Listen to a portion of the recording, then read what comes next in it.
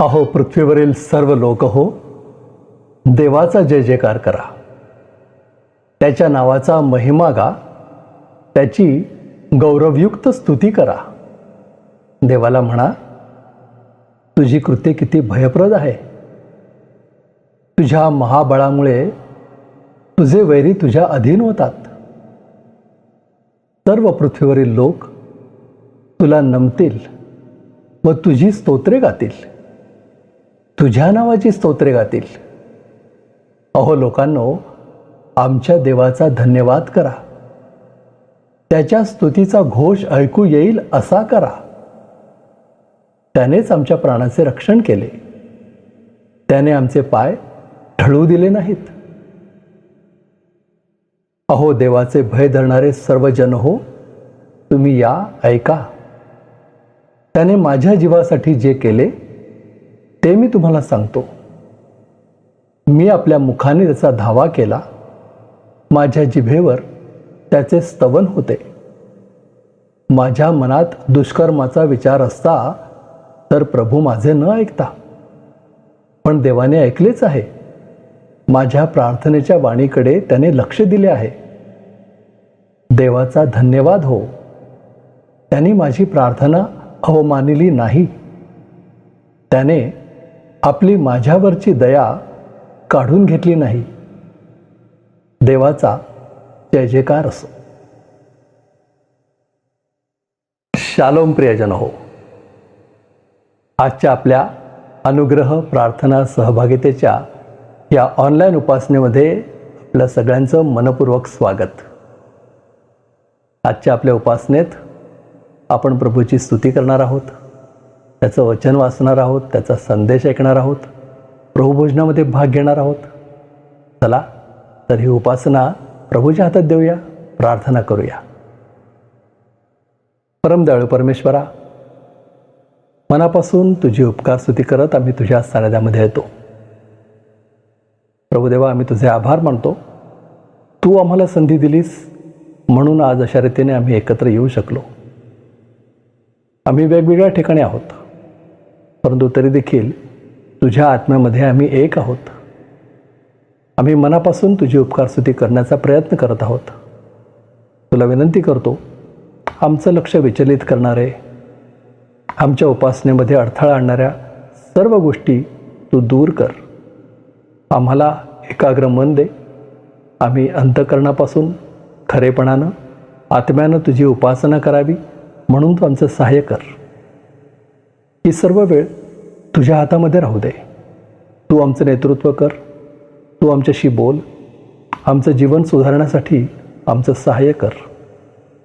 आजच्या उपासनेचा मुख्य तू आहेस. सर्व लक्ष तुझ्याकडे केंद्रित करण्यासाठी आमचं सहाय्य कर. ही सर्व उपासना तू मान्य करून घे आणि आम्हाला आशीर्वाद दे. आणि त्यानंतर आम्ही इतरांसाठी आशीर्वादाचं कारण बनावं म्हणून तू आमचा उपयोग करून घे. आम्हाला तुझ्या ठाई नम्र ठेव. ही सर्व प्रार्थना येशू आमचा तरणारा त्याच्या नावानं करतो म्हणून तू ऐक. आमेन. प्रियजन हो, चला तर उपकारस्तुती करूया. आज पुण्याहून उत्कर्षा आणि अभिषेक जाधव स्तुतिगीतांमध्ये आपलं पुढारीपण करतायत.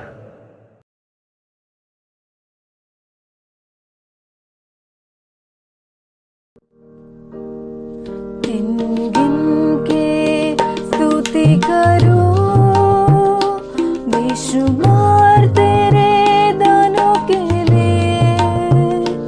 अब तक तूने संभाला मुझे, अपनी बाहों में लिए हुए. गिन गिन के स्तुति करो बेशुमार तेरे दानों के लिए.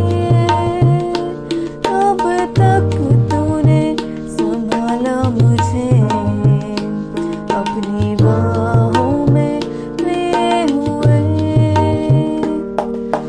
तेरे शत्रुओं का निशाना तुझ पर होगा ना सफल. तेरे शत्रुओं का निशाना तुझ पर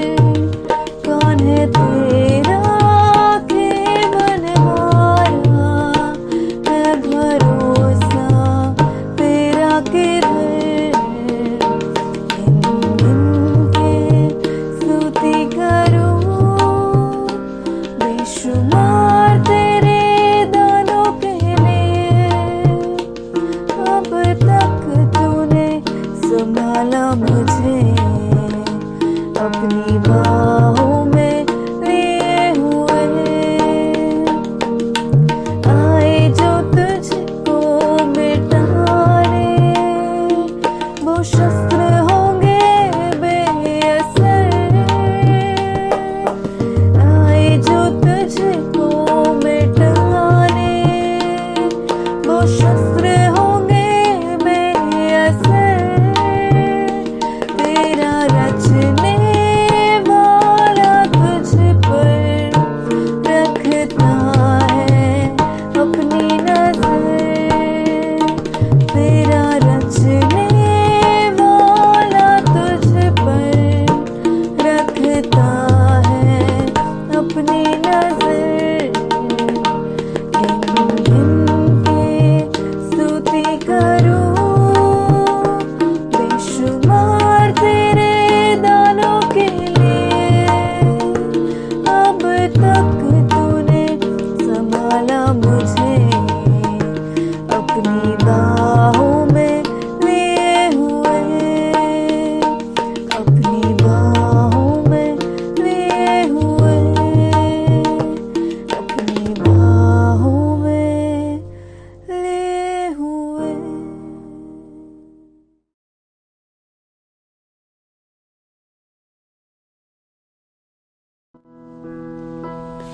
सोने चांदी से भी ज्यादा कीमती तू हीरे मोती से भी ज्यादा कीमती तू सोने चांदी से भी ज्यादा कीमती तू हीरे मोती से भी ज्यादा कीमती मेरे खुदा तू है सब कुछ मेरा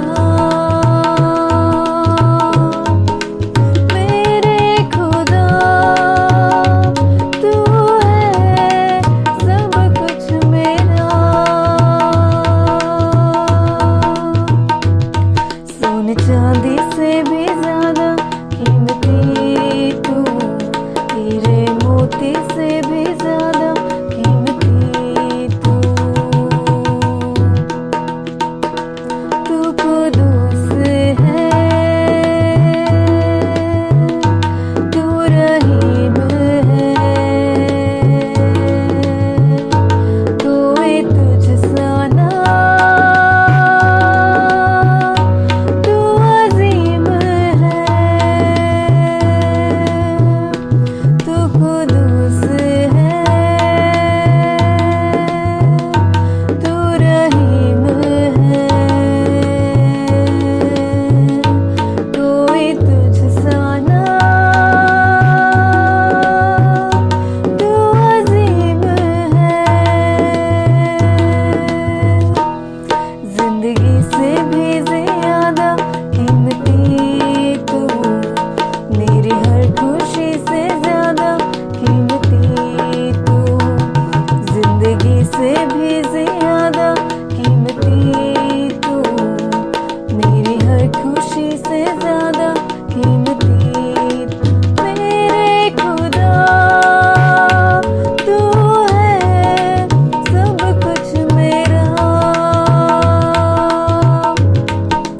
मेरे खुदा तू है सब कुछ मेरा सोने चांदी से भी ज्यादा कीमती तू हीरे मोती से भी ज्यादा कीमती तू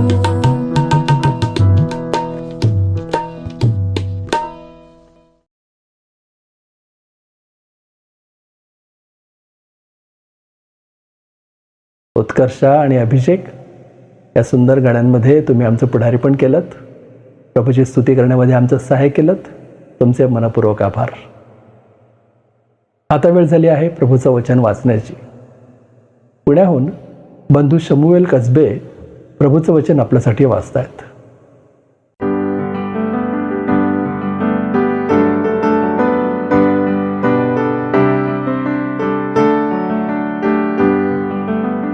आजच्या मननासाठी जो शास्त्र भाग आहे मत्तई याचा 27वा अध्याय 27 ते 32 ही वचनं आज आपण वाचूया. याचं हेडिंग आहे येशूला वधस्तंभावर खिळतात. नंतर सुभेदाराच्या शिपायांनी येशूला वाड्यात नेले आणि सगळी तुकडी त्याच्या विरुद्ध जमविली.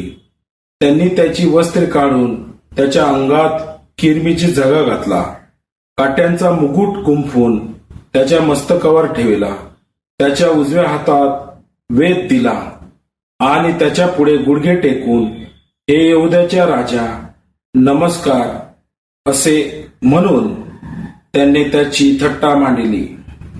ते त्याच्यावर थुंकले व तोच वेद घेऊन ते त्याच्या मस्तकावर मारू लागले.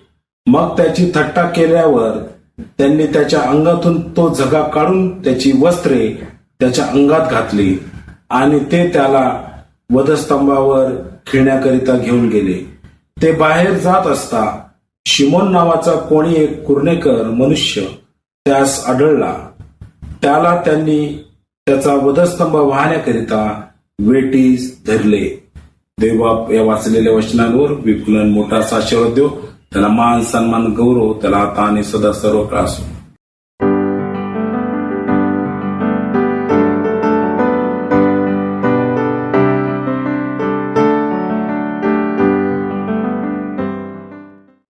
बंधू शमुवेल, प्रभूचं वचन वाचण्यात आमचं पुढारीपण केलं, आपला बहुमूल्य वेळ दिलात, तत्परतेनं हा वाचनाचा व्हिडिओ आमच्याकडे पाठवलात, तुमचे मनपूर्वक आभार. आता वेळ झाली आहे दानार्पणाची. आपण आपलं दान प्रभूच्या चरणी आणूया आणि उपासना संगीतामधून हे सुंदर गीत सगळे मिळून गाऊया.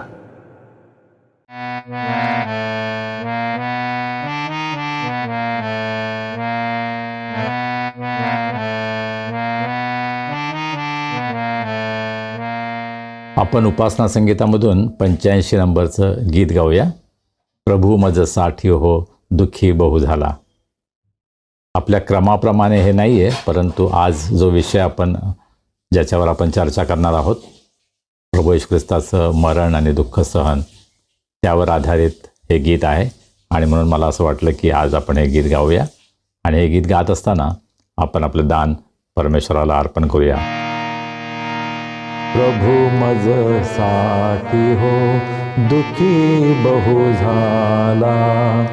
प्रभू मज साठी हो दुःखी बहु झाला. श्रमला दमला कढला रडला. श्रमला दमला कढला रडला. प्यायान थेंब मिळाला. प्यायान थेंब मिळाला. प्रभू मज साठी हो दुःखी बहु झाला.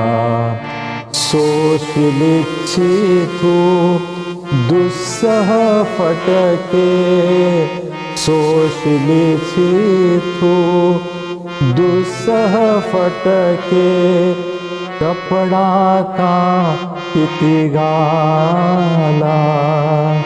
कपडा का किती घाला. प्रभू मज साठी हो दुःखी बहु झाला. क्रूर खांबीचे मरण खिळेही. क्रूर खांबीचे मरण खिळेही. अनुभविला कुशी भाला. अनुभविला कुशी भाला. प्रभू मज साठी हो दुःखी बहु झाला. बहुविध दुःखे सोसून दाविली. बहुविध दुःखे तो सुली दाविली प्रीतिया पापी जीवाला, प्रीतिया पापी जीवाला, प्रभू मज साठी हो दुखी बहु झाला, प्रभू मज साठी हो दुखी बहु झाला. आपण आपलं दान परमेश्वराच्या हातामध्ये सोपूया, प्रार्थना करूया. हे आमचे अत्यंत प्रेमळ परमेश्वरा, आम्ही तुझे मनापासून उपकार मानतो. आजचा दिवस आम्हाला दिलास, तुझ्या पायाजवळ बसून तुझी स्तुती आराधना करण्यासाठी तू आमचं सहाय्य केलंस. आजपर्यंत प्रभू तू आम्हाला सांभाळलंस, अद्भुत रीतीने आम्हाला चालवलंस, आम्हाला लागणाऱ्या सर्व गरजा तू पुरवल्यास. तुझा विश्वासूपणा, तुझा चांगुलपणा याचा अनुभव तू आम्हाला दिलास. प्रभू, त्याबद्दल आम्ही मनापासून तुझे उपकार मानतो. आमचं तुझ्यावरील प्रेम व्यक्त करण्यासाठी अत्यंत अल्प असं दान आम्ही तुझ्या भांडारामध्ये आणलं आहे. प्रभू, या दानाचा तू स्वीकार कर, हे दान तू आशीर्वादित कर आणि या दानाचा उपयोग सुवार्ता प्रसारासाठी, गोरगरीब गरजवंत यांच्या गरजा पूर्ण होण्यासाठी, अनुग्रह प्रेयर फेलोशिपच्या प्रत्येक सभासदावर आणि हा संदेश जो ऐकत आहेत त्या प्रत्येकांच्या जीवनामध्ये तुझे मोठे आशीर्वाद आणण्यासाठी प्रभू, या दानाचा उपयोग तू करून घे, अशी आम्ही तुला विनंती करतो. आम्ही तुझ्या वचनाकडे वळत असताना प्रभू, आम्ही तुझं सहाय्य मागतो. आम्ही हे कबूल करतो की आम्हाला ज्ञान नाही, आम्हाला बुद्धी नाही, परंतु तुझ्यावर आम्ही अवलंबून राहतो. आम्ही प्रार्थना करतो, पवित्र आत्म्याच्या द्वारे तुझ्या वचनाचा उलगडा तो आम्हाला कर. तू आम्हाला आशीर्वादित कर. तुझ्या निकट येण्यासाठी या शास्त्राच्या अभ्यासाचा उपयोग तू करून घे, अशी आम्ही तुला विनंती करतो. प्रभू, आम्ही सर्वजण स्वतःला तुझ्या हातामध्ये सोपवतो. तू आम्हाला चालव. चालणारा प्रभू येशू ख्रिस्त याच्या नावाने आम्ही प्रार्थना करतो म्हणून तो ऐक. आमेन. प्रियजनो, आता वेळ झाली आहे प्रभूचा संदेश ऐकण्याची. या दिवसांमध्ये प्रेषितांचा मतांगीकार याविषयी आपण अभ्यास करत आहोत. आजच्या सत्रातल्या अभ्यासामध्ये आपलं नेतृत्व करतायत आपल्या सगळ्यांचे आवडते देवाचे सेवक रेव्हरंड संजय डेव्हिड गायकवाड.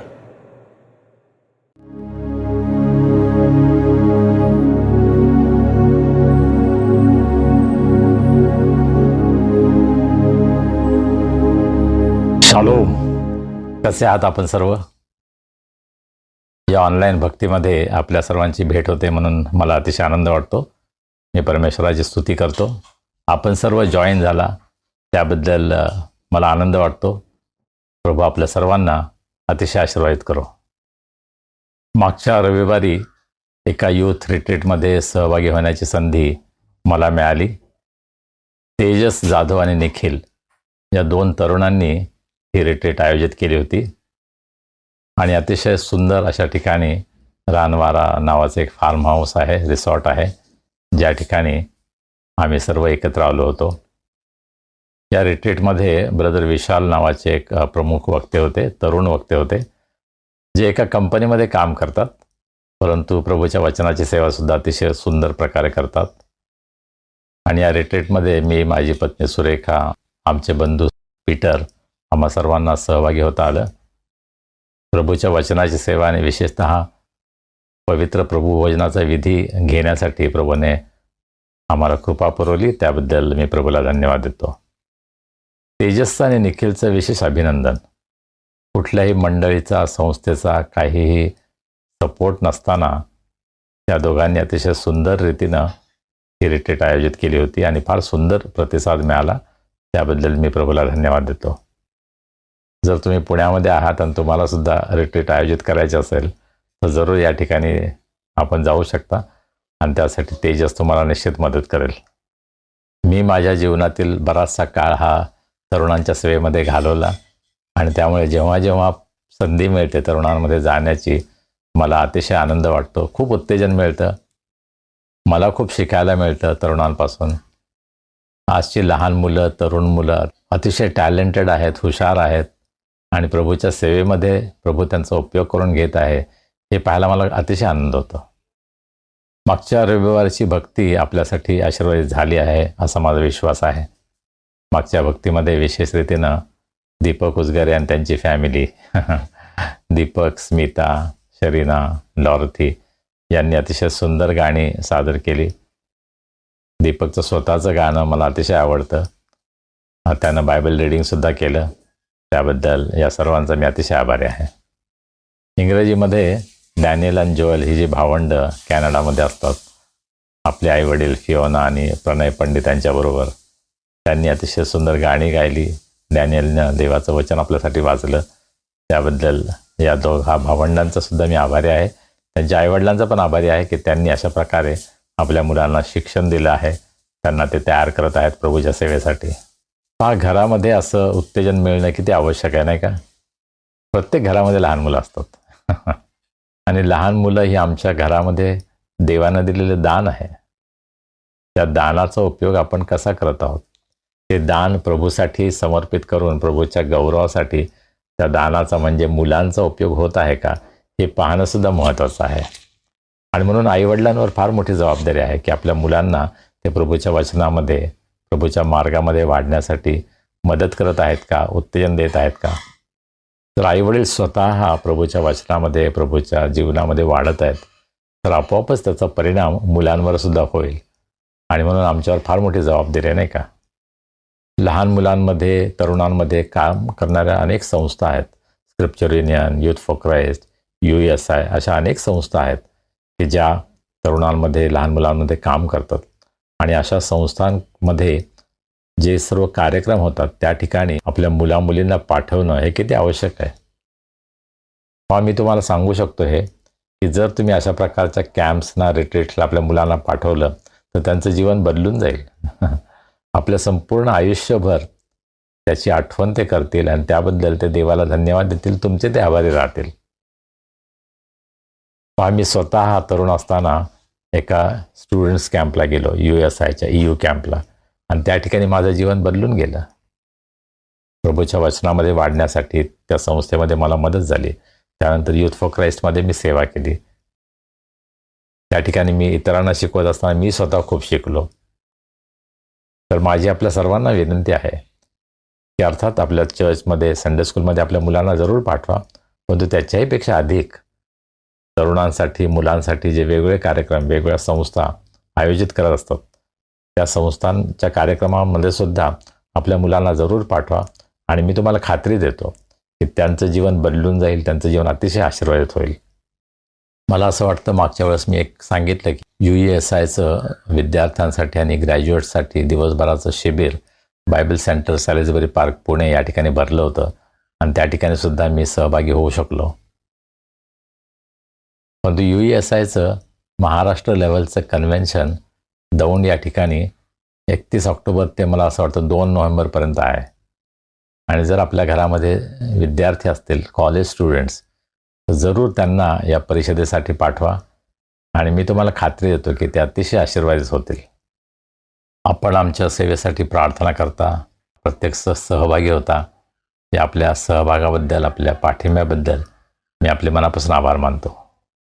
आजच्या मननासाठी जो शास्त्रभाग आपल्यासाठी वाचण्यात आला तो ब्रदर शम्युएल कसबे, जे क्राइस्ट चर्चचे मेंबर आहेत, त्यांनी आपल्यासाठी वाचला. त्यांचा मी आभारी आहे.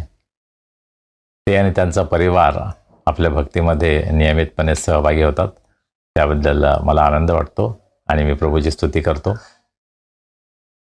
इंग्रजीमध्ये सिस्टर बीना गायकवाड यांनी आपल्यासाठी शास्त्रभाग वाचला आहे, त्यांचाही मी आभारी आहे. सर्वसमर्थ देव जो पिता, आकाश व पृथ्वी यांचा उत्पन्न करता, त्याचवर मी विश्वास ठेवतो आणि त्याचा एकुलता एक पुत्र येशू ख्रिस्त आमचा प्रभू, यावर मी विश्वास ठेवतो, जो पवित्र आत्म्याच्या योगे गर्भरूप झाला, कुमारी मरियेपासून जन्मास आला, ज्याने पंत पिलाताच्या वेळेस दुःख भोगले, ज्याला वधस्तंभी दिले, जो मरण पावला आणि ज्याला पुरले व जो अधोलोकी गेला, तिसऱ्या दिवशी मेलेल्यातून पुन्हा उठला, स्वर्गात चढला आणि सर्वसमर्थ देव जो पिता त्याच्या उजवीकडे बसला आहे. तिथून जिवंतांचा आणि मेलेल्यांचा न्याय करावयास तो पुन्हा येणार आहे, याचविषयी मी विश्वास ठेवतो. पवित्र आत्मा, पवित्र सार्वत्रिक मंडळी, पवित्र जनांची सहभागिता, पापांची क्षमा, देहाचे पुनरुत्थान आणि सार्वकालिक जीवन याविषयी मी विश्वास ठेवतो. आमेन. मत्तेकृत शुभवर्तमान याचा 27वा अध्याय आणि 27वे वचन हा शास्त्रभाग आपल्यासाठी वाचण्यात आला. त्याकडे आपण थोडा वेळ लक्ष देऊया. नंतर सुभेदाराच्या शिपायांनी येशूला वाड्यात नेले आणि सगळी तुकडी त्याच्या विरुद्ध जमवली. त्यांनी त्याची वस्त्रे काढून त्याच्या अंगात किरमिजी झगा घातला, काट्यांचा मुकुट गुंफून त्याच्या मस्तकावर ठेवला, त्याच्या उजव्या हातात वेत दिला आणि त्याच्या पुढे गुडघे टेकून, हे यहुद्यांच्या राजा, नमस्कार असे म्हणून त्यांनी त्याची थट्टा मांडली. ते त्याच्यावर थुंकले व तोच वेत घेऊन ते त्याच्या मस्तकावर मारू लागले. मग त्याची थट्टा केल्यावर त्यांनी त्याच्या अंगातून तो झगा काढून त्याची वस्त्रे त्याच्या अंगात घातली आणि ते त्याला वधस्तंभावर खेळण्याकरता घेऊन गेले. प्रभू येशू ख्रिस्ताला वधस्तंभावर ज्या प्रकारे मारण्यात आलं त्याचं वर्णन या ठिकाणी आपल्याला पाहायला मिळतं. 26व्या वचनामध्ये आपण असं वाचतो की तेव्हा त्याने म्हणजे पिलाताने त्यांच्याकरता बरब्बाला सोडले व येशूला फटके मारून वधस्तंभावर खेळण्याकरता शिपायांच्या स्वाधीन केले.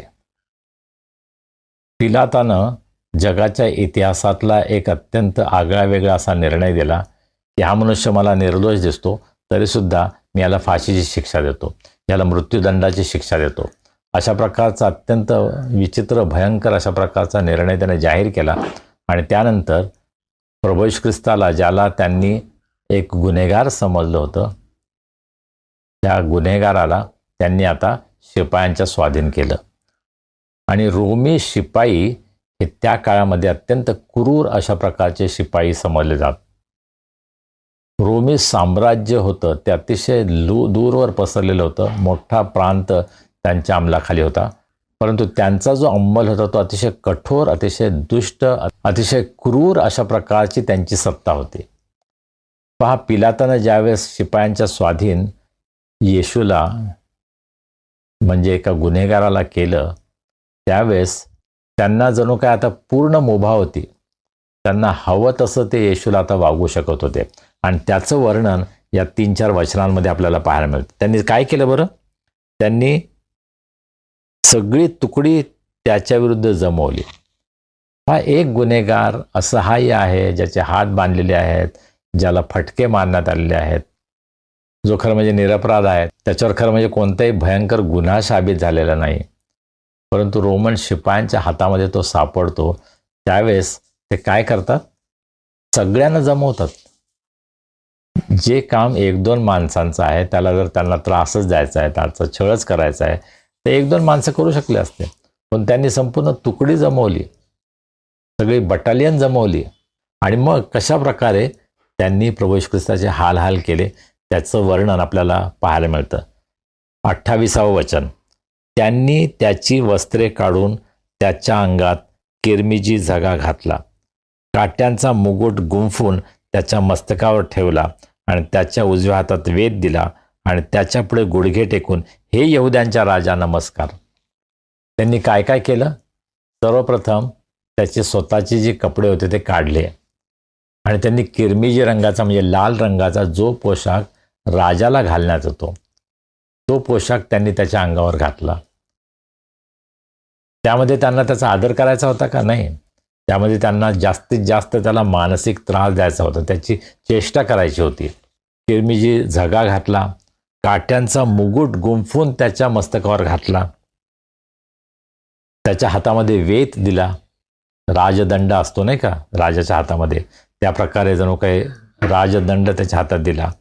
त्याच्यापुढे त्यांनी गुडघे टेकले आणि काय म्हटले? हे यहुद्यांच्या राजा, तुला वंदन असो, तुला नमस्कार. हा अतिशय भयंकर अशा प्रकारचं हे चित्र आहे. प्रभू येशू ख्रिस्त जो राजांचा राजा आहे, जो प्रभूंचा प्रभू आहे, जो देव आहे, त्याची ते कशा प्रकारे अवहेलना करत आहेत, चेष्टा करत आहेत, निंदा करत आहेत. हा रोमन शिपाई जे आहेत त्यांना येशू कोण आहे याचं काही देणं घेणं नव्हतं खरं म्हणजे. परंतु पिलातासमोर त्याची चौकशी चालू असताना तो यहुद्यांचा राजा आहे असा त्याच्यावर दोषारोप करण्यात आलेला आहे हे त्यांनी ऐकलं होतं. आणि त्या गोष्टीचा फायदा घेऊन आता हा राजा जर आहे त्याची आपण कशी चेष्टा करावी यासाठी वेगवेगळे प्रकार त्यांनी जणू काही शोधून काढले. हा माणूस किती दुष्ट असू शकतो, किती नीच पातळीवर जाऊ शकतो याचं चित्र आपल्याला वधस्तंभावर पाहायला मिळतं. खरं म्हणजे हे जे रोमी शिपाई होते त्यांनी त्याला फटके मारून त्यानंतर वधस्तंभावर खेळण्यासाठी न्यायचं होतं, परंतु त्यांनी ते केलं नाही. त्याच्या अगोदर त्याची अवहेलना केली, त्याच्या डोक्यामध्ये काट्यांचा मुकुट घातला.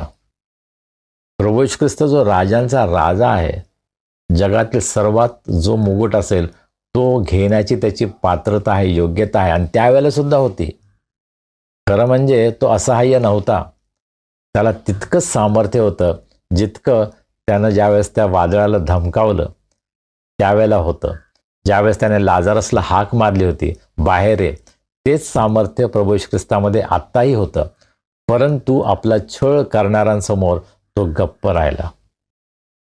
त्याच्याविषयी हे भविष्य करण्यात आलं होतं नाही का. कातरणाऱ्या पुढे मेंढरू जसं गप्प राहतं त्याप्रमाणे तो गप्प राहिला. प्रभू येशू ख्रिस्तानं आपल्या सामर्थ्याचा उपयोग स्वतःच्या बचावासाठी नाही केला. तो राजांचा राजा होता, त्याची चेष्टा चालली होती, परंतु तो शांत राहिला. हा प्रभू येशू ख्रिस्ताच्या दुःख सहनातून आम्हाला सुद्धा किती शिकायला मिळतं नाही का. आज सुद्धा प्रभू येशू ख्रिस्ताची अशाच प्रकारे चेष्टा केली जाते. तुम्ही काही काही वेळेस फेसबुक पोस्ट पाहता, कदाचित तुम्हाला स्वतःला अनुभव आला नसेल, परंतु अनेक ठिकाणी येशू ख्रिस्ताची चेष्टा केली जाते, त्याची निंदा केली जाते. 2000 वर्षांपासून रोमी शिपायांनी त्याची जी काही निंदा केली, चेष्टा केली ती थांबलेली नाही आहे. आज सुद्धा जगामध्ये अनेक ठिकाणी प्रभू येशू ख्रिस्ताची अशाच प्रकारे चेष्टा केली जाते. होय, प्रभू येशू ख्रिस्त जर शांती देतो तर आमच्या देशामध्ये का शांती नाही? युद्ध चालू आहे, तिथं प्रभू येशू ख्रिस्त का शांती आणू शकत नाही? अशा प्रकारे प्रश्न केले जातात. प्रभू येशू ख्रिस्त जर रोग बरे करतो तर हॉस्पिटलमध्ये त्याने जावं, त्या ठिकाणी त्याने रोग बरे करावा. अशा प्रकारे प्रभू येशू ख्रिस्तावर आरोप केले जातात. त्या रोमी शिपायांनी त्याच्यासमोर गुडघे टेकले, परंतु ते खरे मनापासून गुडघे टेकले नव्हते, त्याची चेष्टा करण्यासाठी. आणि आज कदाचित जगामध्ये अनेक लोक अशाच प्रकारे प्रभू येशू ख्रिस्तासमोर गुडघे टेकतात, परंतु खरोखर ते मनापासून आहेत का, अंतःकरणापासून आहेत का हे तपासून पाहण्याची गरज आहे. ज्यावेळेस आम्ही प्रभू येशू ख्रिस्तासमोर येतो, ज्यावेळेस आम्ही वेदीसमोर येतो, ज्यावेळेस आम्ही गुडघे टेकतो, ज्यावेळेस आम्ही प्रभुभोजनासाठी गुडघे टेकतो, त्यावेळेस आम्ही खरोखर अंतःकरणापासून नम्र झालो आहोत का हा प्रश्न मला असं वाटतं आम्हाला स्वतःला विचारायला हवा. की मी सुद्धा त्या रोमी शिपायांप्रमाणे प्रभू येशू ख्रिस्ताची जणू काही चेष्टा करत आहे? मला हे माहीत आहे, मी स्वतः हे पाहिलेलं आहे. काही मंडळांमध्ये प्रभुभोजनासाठी लोक येतात, गुडघे टेकतात, अतिशय नम्र भावाने प्रभुभोजन घेतात, परंतु चर्च सुटल्यावर बाहेर गेल्याबरोबर काही वेळेस ते एकमेकांवर तुटून पडतात. ही प्रभू येशू ख्रिस्ताची चेष्टा आहे, प्रभू येशू ख्रिस्ताची निंदा आहे. आपल्या जीवनामधून आपण हे दाखवत असतो पुष्कळदा की मी प्रभू येशू ख्रिस्ताचा सन्मान करत नाही, मी त्याची चेष्टा करत आहे. आणि म्हणून आज आम्हाला आमचं अंतःकरण तपासण्याची गरज आहे, आमचं जीवन तपासण्याची गरज आहे की खरोखर मी प्रभू येशू ख्रिस्तासमोर नम्र झालो आहे का. यहुद्यांनी सुद्धा पिलाताला सांगितलं, त्याच्या वधस्तंभावर जी पाटी लावलेली आहे ती यहुद्यांचा राजा अशी ठेवू नका. तो स्वतः म्हटला मी यहुद्यांचा राजा असंच ठेवा. पण तो पिलात काय म्हटला? मी जे लिहिलं ते लिहिलं, त्याच्यामध्ये बदल होणार नाही. पिलातानं जणू काही त्याला मान्यता दिली, होय तोच यहुद्यांचा राजा आहे. हा जरी यहुद्यांनी त्याला नाकारलं तरी सुद्धा पिलात हे जाहीर करतो की मी जे लिहिलं ते लिहिलं. आणि सर्व जगाने ते पाहिलं, जे सर्व त्या यरूशलेममध्ये जात होते त्या ठिकाणी सार्वजनिक ठिकाणी प्रभू येशू ख्रिस्ताला वधस्तंभावर खेळण्यात आलं होतं. आणि अनेक लोक ते पाहत होते आणि तिथं काय लिहिलं होतं पाटीवर? यहुद्यांचा राजा. तो केवळ यहुद्यांचा राजा नाही, तो सर्व जगाचा राजा आहे. आज तो तुमचा आणि माझा राज आहे. प्रश्न हा आहे की तुम्ही त्याला खरोखर आपल्या जीवनाचा राजा केला आहे का, अधिपती केला आहे का, सत्ताधीश केला आहे का, स्वामी केला आहे का. फिलिप्पियस पत्राच्या 2ऱ्या अध्यायामध्ये आपण हे पाहतो की एक दिवस येणार आहे, प्रत्येक गुडघा येशूच्या नावाने टेकेल, प्रत्येक जिव्हा कबूल करेल की येशू प्रभू आहे. पण तो त्यावेळेला कुठलाही ऑप्शन नसेल कारण खरोखर तो राजा आहे आणि प्रत्येकाला गुडघा टेकावा लागेल. आज आम्हाला स्वातंत्र्य आहे. आज आम्ही सांगू शकतो की नाही, मला नाही टेकायचा. प्रभू येशू ख्रिस्त कोण आहे, माझा त्याचा काय संबंध, असं आज आम्ही म्हणू शकतो. पण तो एक दिवस येणार आहे, संपूर्ण जगासमोर प्रत्येकाला प्रभू येशू ख्रिस्तासमोर गुडघे टेकावे लागणार आहेत. आम्ही त्याची वाट पाहण्याची गरज नाही. आम्हाला आज आमच्या जीवनामध्ये येशू प्रभू आहे, राजा आहे हे घोषित करण्याची गरज आहे. आज आम्ही जाहीरपणे प्रभू येशू ख्रिस्ताला राजा म्हणून स्वीकारायला हवं. आपल्या जीवनामध्ये त्याला आपलं स्वामी करायला हवं. हा अत्यंत भयंकर रीतीनं प्रभू येशू ख्रिस्ताचा छळ करण्यात आला. ते त्याच्यावर थुंकले, वेतानं काठीनं त्याच्या डोक्यावर मारलं त्यांनी. दुसऱ्या ठिकाणी असं म्हटलेलं आहे की त्याला चपडा का मारल्या. अतिशय भयंकर रीतीनं त्याची चेष्टा करण्यात आली, थट्टा करण्यात आली. तुम्हाला माहिती आहे त्याने काय केलं, तुमच्या माझ्यावरचं प्रेम व्यक्त करण्यासाठी तुम्हाला आणि मला, आम्हा सर्वांना पापाच्या बंधनातून, पापाच्या सत्तेतून, पापाच्या जोखडातून मुक्त करण्यासाठी प्रभू येशू ख्रिस्तानं हे सर्व सहन केलं. 31 वचन, मग त्याची थट्टा केल्यावर त्यांनी त्याच्या अंगातून तो झगा काढून त्याची वस्त्रे त्याच्या अंगात घातली आणि ते त्याला वधस्तंभावर खेळण्याकरता घेऊन गेले. ते बाहेर जात असता शिमोन नावाचा कोणी एक कुरणेकर मनुष्य त्यांना आढळला. त्याला त्यांनी त्याचा वधस्तंभ वाहण्याकरता वेठीस धरले. प्रभू येशू ख्रिस्ताच्या जीवनामध्ये ज्यावेळेस यरुशलेमच्या रस्त्यांवरून तो वधस्तंभ वाहून जात होता, त्यावेळेस जणू काही रोमी शिपायांना दया आली आणि म्हणून बाजूनं चालणाऱ्या शिमोनाला त्यांनी धरलं आणि त्याच्यावर तो वधस्तंभ दिला आणि तो वधस्तंभ घेऊन शिमोन कुरणेकर प्रभू येशू ख्रिस्तासाठी काही वेळ त्याने ते सहन केलं. मला माहीत नाही की त्याची खरोखर इच्छा होती का, कारण या ठिकाणी जो शब्द वापरला आहे त्याला वेठीस धरले, याचा अर्थ त्याच्या इच्छेविरुद्ध त्याला ते करायला लावलं. आज प्रभू येशू ख्रिस्त तुम्हाला आणि मला सुद्धा आपला वधस्तंभ घेऊन त्याच्या मागे जाण्यासाठी बोलावतो. प्रभू येशू ख्रिस्त असं म्हटला, जो कोणी माझा शिष्य होऊ पाहतो त्याने दररोज आपला वधस्तंभ वाहावा आणि माझ्या मागे यावे. प्रभू येशू ख्रिस्ताच्या मागे जाणं म्हणजे फक्त रविवारी चर्चमध्ये जाणं, हालेलुया प्रेज द लॉर्ड म्हणणं आणि त्यानंतर आठवडाभर आपल्याला पाहिजे तसं जीवन जगायचं, हे ख्रिस्ती जीवन नाही आहे. आम्हाला दररोज प्रभू येशू ख्रिस्ताचा वधस्तंभ वाहून घ्यायचा आहे. आणि प्रेषितांचा मतांगी कार्याचा अभ्यास आपण करत आहोत. त्यामध्ये आपण आता त्याच ठिकाणी आलो आहोत की ज्यामध्ये असं म्हटलं आहे, त्याला वधस्तंभावर खेळण्यात आले, तो मरण पावला, त्याला पुरले, तो अधोलोकात उतरला. तर या शब्दांचा अर्थ काय आहे याचा विचार आपण करूया. त्याला वधस्तंभावर खेळण्यात आले. रोमच्या सत्तेखाली जे होते त्यांच्यासमोर जर तुम्ही वधस्तंभ, क्रूसखांब हा शब्द उच्चारला तर ते संपूर्णपणे हादरून जातील, ते अतिशय घाबरून जातील. वधस्तंभ, क्रूसखांब ही अत्यंत भयंकर अशा प्रकारची शिक्षा रोमी काळामध्ये होती. जे अत्यंत मोठे गुन्हेगार होते, ज्यांनी खुनाचे, बलात्काराचे, लुटीचे अशा प्रकारचे गुन्हे केलेले आहेत, फक्त अशा मोजक्या लोकांसाठी वधस्तंभाची शिक्षा होती. रोमी सत्तेविरुद्ध जे बंड करतात त्यांच्यासाठी ही शिक्षा होती. वधस्तंभावर जी मरणाची शिक्षा होती ती सार्वजनिक ठिकाणी दिली जायची, यासाठी की इतरांना धाक बसावा. त्या व्यक्तीचा जास्तीत जास्त अपमान, छळ कसा करता येईल या दृष्टिकोनातून ही शिक्षा देण्यात येत होती. ज्यावेळेस वधस्तंभावर खेळण्यासाठी एखाद्या गुन्हेगाराला नेण्यात येत असतं, त्यावेळेस त्याला स्वतःला तो वधस्तंभ वाहून न्यावा लागायचा. सर्व लोक त्या ठिकाणी पाहत होते. ते त्याला दगडं मारत असतील, थुंकत असतील, सर्व प्रकारे त्याची चेष्टा करत असतील. आणि मग सार्वजनिक ठिकाणी वधस्तंभावर त्याच्या हातामध्ये कदाचित खिळे मारत असतील किंवा बांधत असतील. प्रभू येशू ख्रिस्ताविषयी आपण हे पाहतो की त्याला फटके मारण्यात आले होते. त्याच्या डोक्यामध्ये जो काट्यांचा मुकुट घालण्यात आला होता त्यामुळे त्याच्या डोक्यामधून सुद्धा रक्त वाहत असेल. अशा प्रकारे रक्तस्त्राव त्याचा झाला होता आणि त्या परिस्थितीमध्ये स्वतःचा वधस्तंभ घेऊन प्रभू येशू ख्रिस्त गेला.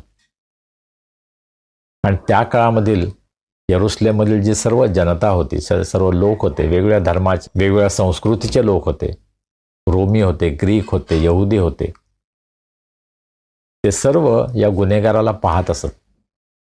आणि कोणीही अशा प्रकारे गुन्हा करायचं धाडस करू नये, त्यांना जरब बसावी, भीती बसावी म्हणून वधस्तंभावरचं मरण ही शिक्षा देण्यात येत होते. सर्वसाधारणपणे वधस्तंभावर खिळल्यानंतर ताबडतोब त्याचा जीव जात नव्हता. काही वेळेस 24 तास, काही वेळेस 2 दिवस अशा प्रकारे एखादा गुन्हेगार त्या ठिकाणी लटकत राहत असे. अतिशय वेदनादायक, अतिशय क्रूर अशा प्रकारची ही शिक्षा गुन्हेगारांना देण्यात येत होती. आणि प्रभू येशू ख्रिस्तानं वधस्तंभावरचं मरण तुमच्यासाठी आणि माझ्यासाठी सहन केलं. ज्यावेळेस एखाद्या गुन्हेगाराला वधस्तंभावर टांगण्यात येत होतं त्यावेळेस त्याच्या पायाला आधार होण्यासाठी एक पट्टी ठेवली जात असे. ती का बरं? कारण की त्याला श्वास घेण्यासाठी मदत व्हावी, तो लवकर मरू नये, त्याने श्वास घेण्यासाठी धडपड करावी आणि नंतर मग त्याने मरावं, यासाठी अशा प्रकारची ही पद्धत होती. आपण कल्पना करू शकतो का? प्रभू येशू ख्रिस्त वधस्तंभावर लटकत असताना त्याला श्वास घेण्यासाठी खूप धडपड करावी लागत होती. अतिशय वेदना, अतिशय त्रास, दुःख त्याला होत होतं.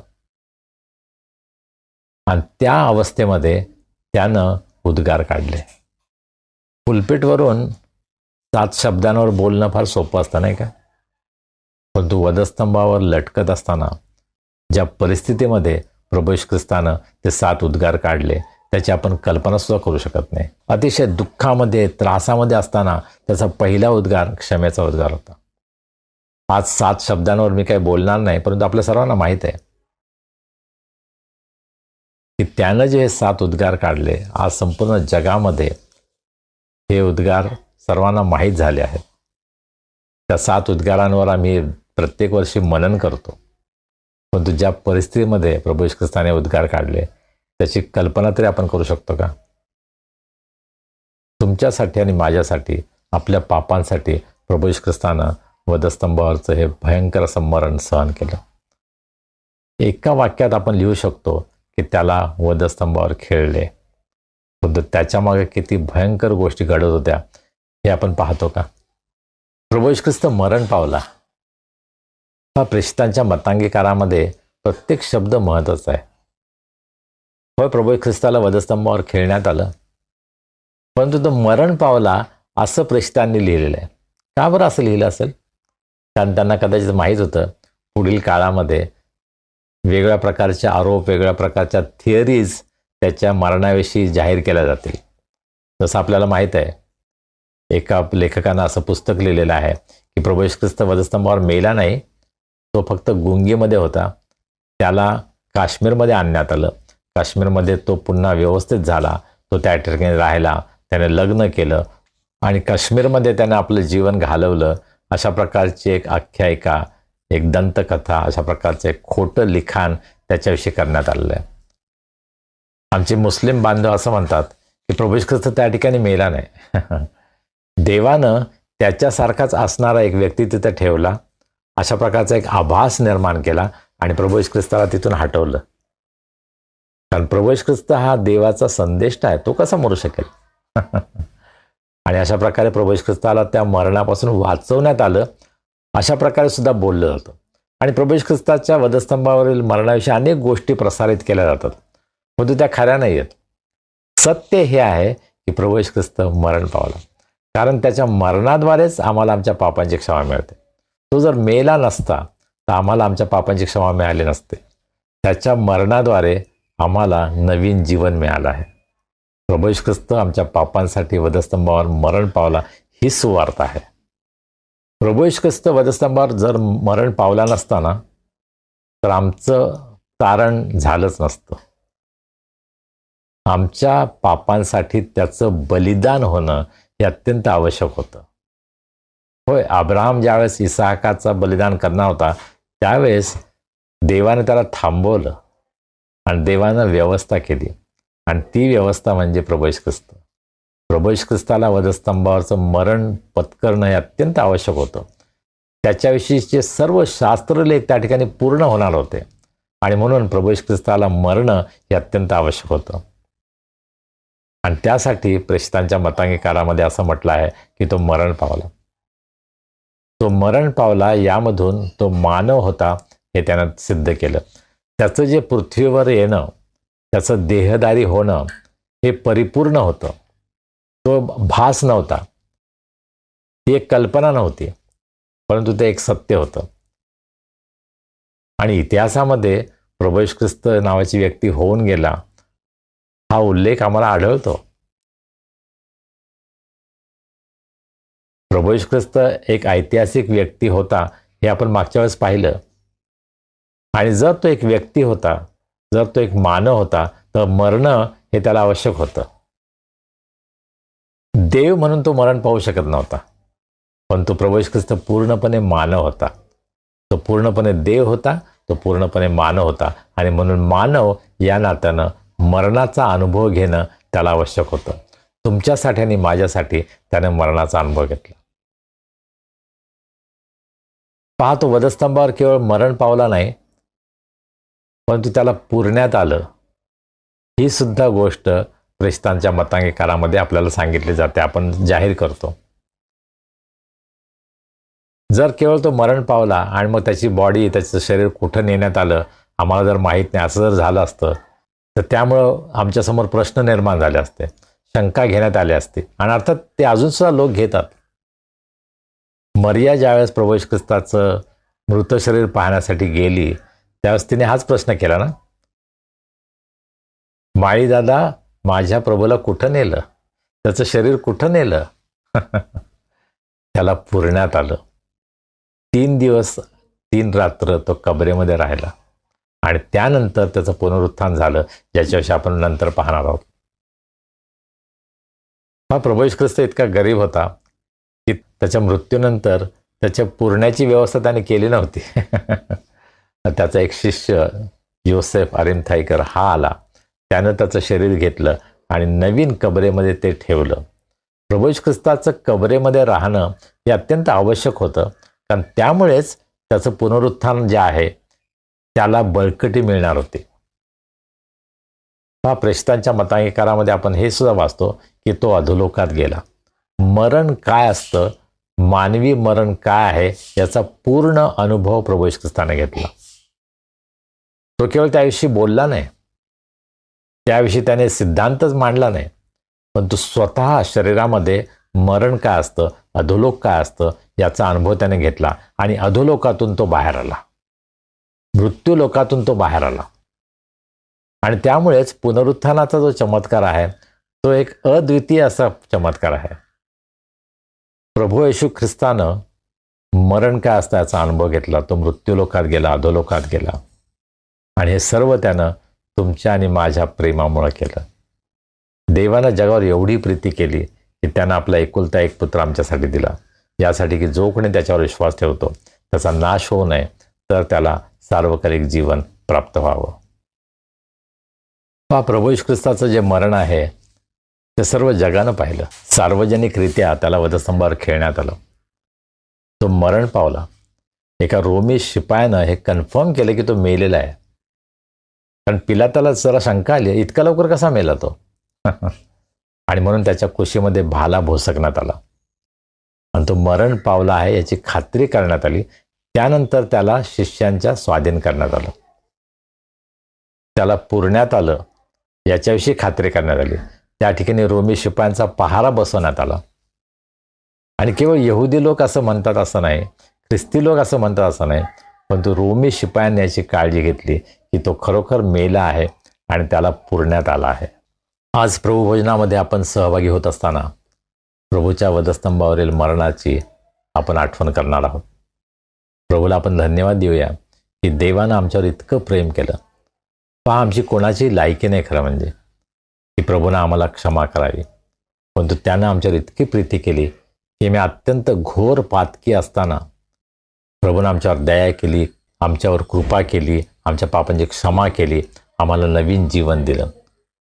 आणि म्हणून अत्यंत कृतज्ञ अंतकरणानं आपण प्रभूसमोर येतो, त्याच्या वेदीसमोर आपण नम्र होतो, त्याचे आपण आभार मानतो, त्याची आपण स्तुती करतो आणि त्याची प्रार्थना आपण करूया की प्रभू पुन्हा एकदा तुझ्या मरणाचं सत्य आम्हाला समजू दे. तुझ्या मरणामधून जो संदेश आम्हाला मिळतो प्रभू, तो समजण्यासाठी आम्हा सर्वांचं सहाय्य कर. आमेन. प्रार्थना करूया. सर्व समर्थ जिवंत प्रभुदेवा, आम्ही तुझे मनापासून उपकार मानतो. आजचा दिवस तू आम्हाला दिलास तुझ्या पायाजवळ बसून तुझी स्तुती आराधना करण्यासाठी. प्रभू, तू आम्हाला सहाय्य केलंस, तुझी कृपा पुरवलेस, म्हणून आम्ही तुझे उपकार मानतो. प्रभू, तुझ्या वचनाद्वारे जे शिक्षण तू आम्हाला देत आहेस, विशेषतः प्रभू येशू ख्रिस्ताच्या वधस्तंभावरील मरणाविषयी प्रभू ज्या गोष्टी तू आम्हाला प्रगट केल्या आहेत त्याबद्दल आम्ही तुझे उपकार मानतो. आम्ही हे कबूल करतो की अद्यापही आम्हाला यामागचं जे गहन सत्य आहे, यामागे जो खोल अर्थ आहे, तो अद्यापही आम्हाला समजला नाही. प्रभू, तू आमच्यावर दया कर, कृपा कर आणि हे सत्य तू आम्हाला प्रगट कर. अधिक आणि अधिक आम्ही प्रभू येशू ख्रिस्ताच्या वधस्तंभावरील मरणाचा विचार करावा आणि त्याचा आमच्या जीवनासाठी काय अर्थ आहे यासंबंधी आम्ही विचार करावा. आम्ही आपलं समर्पण तुला करावं. प्रभू, यासाठी आम्हा सर्वांचं तू सहाय्य कर. आज आम्ही प्रार्थना करतो आमच्यामध्ये जे दुःखी आहेत, निराश आहेत, आजारी आहेत, संकटात आहेत, प्रभू तू त्यांना स्पर्श कर, त्यांना आरोग्य दे. तुझी शांती, तुझा आनंद याचा अनुभव त्यांना आपल्या जीवनामध्ये येऊ दे. प्रभू, आज आम्ही Israel, Palestine, Lebanon, Ukraine, Bangladesh, Manipur या सर्व ठिकाणी जे लोक दुःखामध्ये आहेत, त्रासामध्ये आहेत, त्यांची आठवण करतो. प्रभू, तुझ्या लोकांवर तू दया कर, कृपा कर, त्यांचं संरक्षण कर, त्यांची सर्व गरज तू पूर्ण कर. आमच्यामध्ये ज्यांचे वाढदिवस आहेत, विवाहाचे वर्धापन दिन आहेत, प्रभू त्यांच्याबद्दल आम्ही तुला धन्यवाद देतो, तुझी स्तुती करतो. आज तू त्यांना आशीर्वादित कर, त्यांची प्रत्येक गरज पूर्ण कर आणि त्यांचं जीवन इतरांसाठी आशीर्वादाचं जीवन ठरावं असा अनुग्रह तू कर. प्रभू, आज आम्ही विशेष प्रार्थना करतो आमच्यामध्ये जे विद्यार्थी आहेत, जे परीक्षा देत आहेत, त्यांना या दिवसामध्ये तू सहाय्य कर, त्यांना उत्तम आरोग्य दे, तुझं ज्ञान, तुझं शहाणपण त्यांना तू दे. त्यांनी जो काही अभ्यास केलेला आहे त्याचं प्रतिफळ त्यांना तू दे, त्यांना उत्तम प्रकारचं यश दे, अशी आम्ही तुला विनंती करतो. प्रभू, या येणाऱ्या आठवड्यामध्ये तू आमच्याबरोबर राहा, आमचं संरक्षण कर, आमची काळजी घे. तुझ्या मार्गात चालण्यासाठी, तुझ्या आज्ञा पाळण्यासाठी, तुझी सुवार्ता गाजवण्यासाठी प्रभू आम्हा प्रत्येकांना तू सहाय्य कर, अशी आम्ही तुला विनंती करतो. मान, महिमा, गौरव आम्ही तुला देतो आणि प्रार्थना तारणारा प्रभू येशू ख्रिस्त याच्या नावाने आम्ही करतो म्हणतो ऐक. आमेन. प्रियजनो, आता वेळ झाली आहे प्रभू भोजनाची. आपल्या मनाच्या तयारीने आपण प्रभू भोजनामध्ये भाग घेऊया.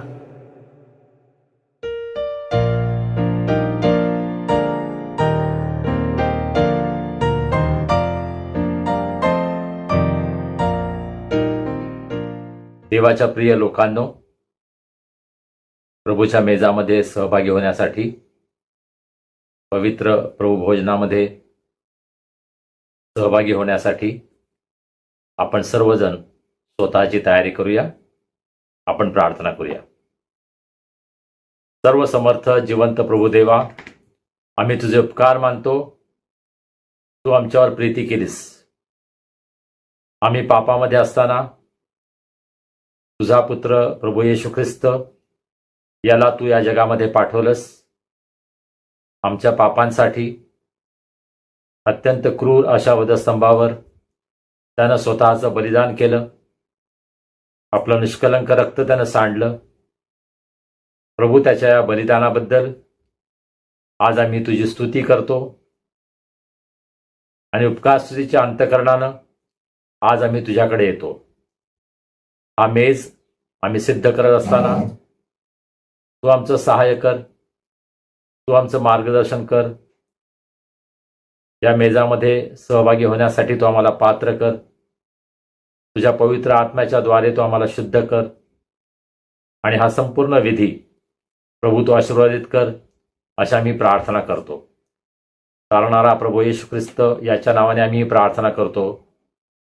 आमेन. आपण प्रार्थना करूया आणि आपणही या प्रार्थनेमध्ये माझ्याबरोबर सहभागी होऊ शकता. हे सर्व समर्थ देवा, तुला आमची अंतःकरणे पूर्णपणे ठाऊक आहेत. आमच्या मनातील आशा, आकांक्षा आणि विचार तू पूर्णपणे ओळखतोस. आमची कोणतीही बाब तुझ्यापासून लपलेली नाही. आम्ही तुझ्यावर मनोभावे प्रेम करावे आणि तुझ्या पवित्र नामाचा महिमा यथार्थ वर्णन करावा, म्हणून पवित्र आत्म्याच्या प्रेरणेने तू आमची मने शुद्ध कर. आमचा प्रभू येशू ख्रिस्त याच्याद्वारे. आमेन. प्रियजन हो, आपल्या एकुलत्या एका पुत्राला जगात पाठवून देवानं मानव मात्रावर असलेल्या त्याच्या अद्वितीय प्रीतीचे प्रमाण दिले आहे. त्या पुत्राने आम्हाला आमच्या पातकांपासून मुक्त करावे, स्वर्गात आमच्यासाठी मध्यस्थी करावी आणि आम्हाला सनातन जीवन द्यावे अशी देवपित्याने योजना केली. तेव्हा देवाच्या अनुग्रहाने त्याच्या आज्ञांचे पालन करण्याचा, सर्वांशी प्रेमभावाने आणि शांतीने राहण्याचा आपण निश्चय करूया. देवावर विश्वास ठेवून पश्चातापी अंतःकरणाने आपण आपली पातके पदरी घेऊया. आपण सर्व मिळून पापकबुलीची प्रार्थना करूया. माझ्याबरोबर आपण ही प्रार्थना करा. हे सर्व समर्थ देवा, आमच्या स्वर्गीय देवबापा, आम्ही वाईट कृत्य करून, वाईट शब्द बोलून, वाईट विचार मनात बाळगून पाप केले आहे. आम्ही तुझे तसेच इतरांचेही अपराधी आहोत. कधी अजाणतेपणी, कधी हेतुपुरस्सर, तर कधी मोहाचा प्रतिकार करू न शकल्यामुळे आम्ही पाप केले आहे आणि तुला अनेक वेळा दुखावले आहे. करू नये ते आम्ही केले आणि करावे ते आम्ही केले नाही. याबद्दल आम्हाला खरोखर वाईट वाटते. आम्ही मनापासून पश्चाताप करतो आणि तुझ्याकडे क्षमेची याचना करतो. तुझा पुत्र येशू ख्रिस्त यानं आमच्यासाठी बलिदान केलं, म्हणून तू आम्हाला क्षमा कर. तू आम्हाला नवं जीवन दे. आम्ही तुझी सेवा करावी व तुझ्या नामाचे गौरव करावे असे तू कृपेने कर. आमेन. जे एकमेकांना त्यांच्या अपराधांबद्दल क्षमा करतात आणि स्वतःच्या पातकांबद्दल मनापासून पश्चाताप करतात, त्यांना क्षमादान देणारा देव आमच्यावर दया करो. आमच्या पापांची क्षमा करून आम्हाला त्यांच्यापासून मुक्त करो. योग्य ते करण्यासाठी तो आम्हाला समर्थ करो आणि सार्वकालिक जीवन आम्हाला देव. आमचा प्रभू येशू ख्रिस्त याच्याद्वारे. आमेन. देवाची उपकारस्तुती असो. प्रभूचं वचन आपण ऐकूया. करिंथकरास पहिले पत्र 11वा अध्याय आणि 23 वचनापासून पुढे. कारण जे मला प्रभूपासून मिळाले तेच मी तुम्हाला सांगितले आहे की ज्या रात्री प्रभू येशूला धरून देण्यात आले त्या रात्री त्याने भाकर घेतली, आभार मानून ती मोडली आणि म्हटले, हे माझे शरीर आहे, हे तुमच्यासाठी आहे. माझ्या स्मरणार्थ हे करा.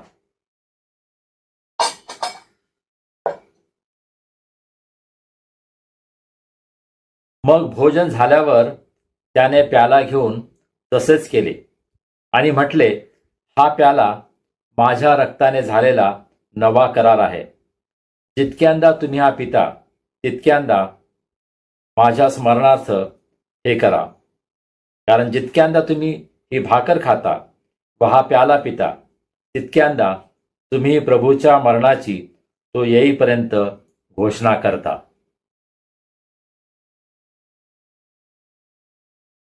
म्हणून हे स्वर्गीय देवबापा, त्याच्या स्मरणार्थ ही भाकर आणि हा द्राक्षरस आम्ही समर्पित करीत आहोत. क्रुसावर त्याने केलेला एकमेव परिपूर्ण यज्ञ मृतातून त्याचे झालेले पुनरुत्थान आणि त्याचे स्वर्गारोहण याबद्दल आम्ही घोषणा करतो, तसेच त्याच्या गौरवशाली पुनरागमनाची आम्ही आतुरतेने प्रतीक्षा करतो. आमेन. प्रार्थना करूया. हे दयाळू प्रभो, तू सिद्ध केलेले भोजन घेण्यासाठी आम्ही येत आहोत. ते आमच्या धार्मिकतेमुळे नव्हे, तर तुझ्या अपार करुणेवर विश्वास ठेवून तुझ्या ताटाबाहेर सांडलेले अन्नकण देखील वेचण्याची आमची पात्रता नाही. तथापि सदा सर्वदा दया करणे हा तुझा स्वभाव धर्मच आहे. तेव्हा हे करुणाकर प्रभो, तुझ्या पुत्राच्या येशू ख्रिस्ताच्या देहाचे व रक्ताचे सेवन केल्यामुळे आमचा पापी देह निर्मळ आणि आमचा आत्मा शुद्ध होऊ दे. त्याने आम्हामध्ये आणि आम्ही त्याच्यामध्ये राहावे असे तू कृपेने कर. आमेन.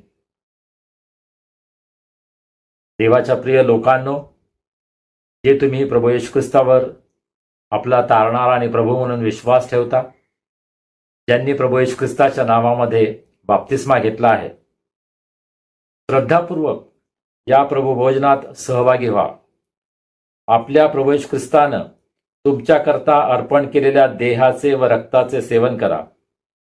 तो तुमच्यासाठी मरण पावला याची जाणीव ठेवा आणि विश्वासाने आणि उपकार स्मरण करीत त्याला आपल्या अंतःकरणात सामावून घ्या.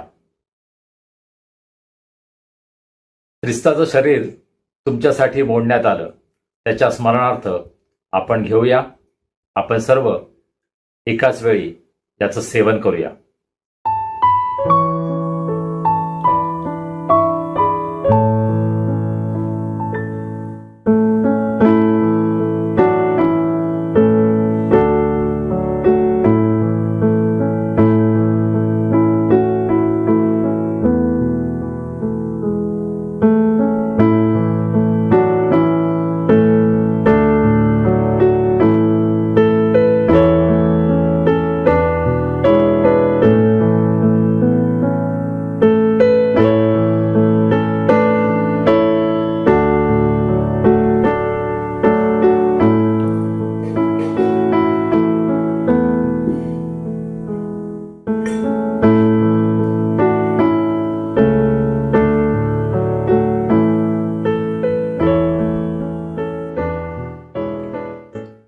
ख्रिस्ताचं रक्त तुमच्यासाठी सांडण्यात आलं, त्याच्या स्मरणार्थ यामधून घ्या. आपण सर्व एकाच वेळेस या प्याल्यातून सेवन करूया.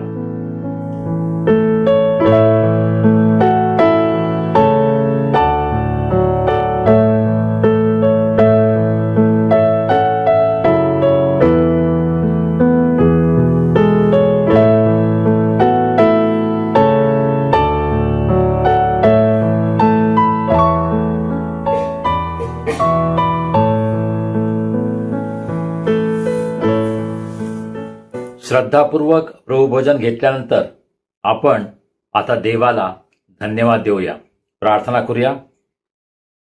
हे सर्व समर्थ देवा, तू आम्हाला तुझा पुत्र येशू ख्रिस्त याच्या शरीराचे व रक्ताचे आध्यात्मिक अन्न भरवलेस, म्हणून आम्ही तुला धन्यवाद देतो.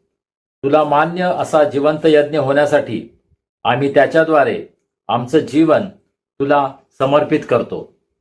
आमच्या आचरणाने व कार्याने तुझा आदर व सन्मान व्हावा, तुझा गौरव केला जावा, म्हणून तुझ्या आत्म्याचं सामर्थ्य देऊन तुझं कार्य करण्यासाठी तू आम्हाला पाठव.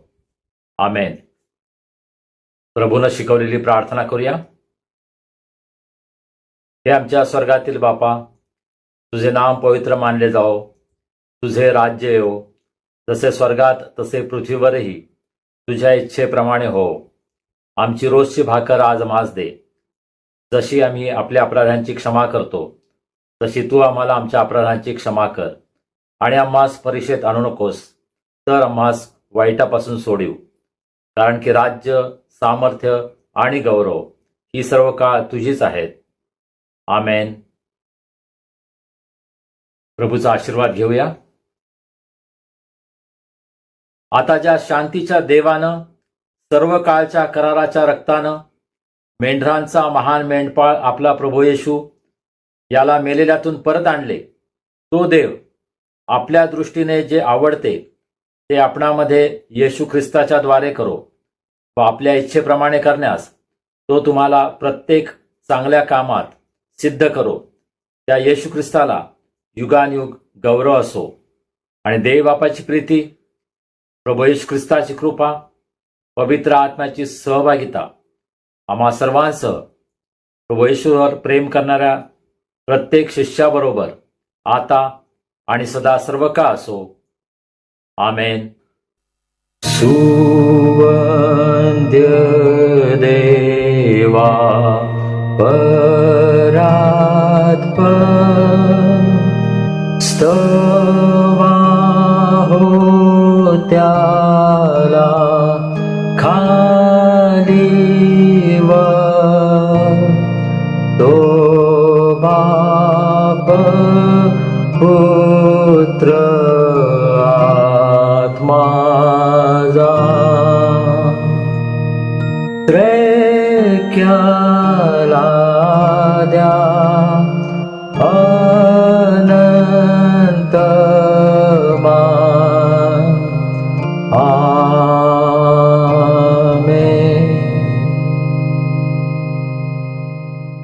शांतीने जा आणि प्रभूची आणि एकमेकांची सेवा करा. आमेन. प्रियजन हो, आजची उपासना आशीर्वादाची ठरली आहे ना. उपासनेची लिंक आपल्या मित्रमंडळी नातेवाईकांना पाठवताय ना. आता भेटूया पुढील रविवारी. दरम्यान आपले अभिप्राय आम्हाला कळवा. आपले विचार ऐकायला आम्हाला निश्चितच आवडेल आणि त्यामुळे आम्हाला उत्तेजनही मिळेल. मग लिहिताय ना. आता भेटूया पुढील रविवारी. तोपर्यंत शालोम.